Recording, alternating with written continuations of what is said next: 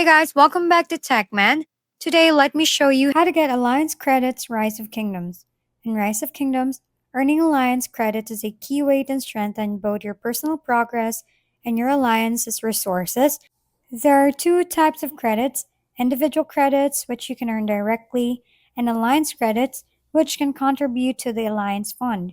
Individual credits can be accumulated by participating in Alliance activities such as donating to Alliance technology, helping fellow members, contributing to Alliance building projects, sending and receiving Alliance gifts, and even recycling items.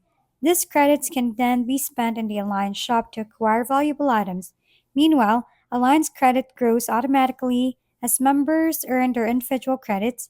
For instance, when a member earns 500 individual credits, the Alliance fund increases by a proportional amount, benefiting everyone.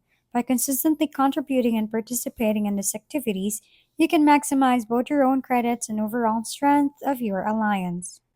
If we've been helpful, kindly give us a thumbs up and don't forget to hit the subscribe and bell button for more contents.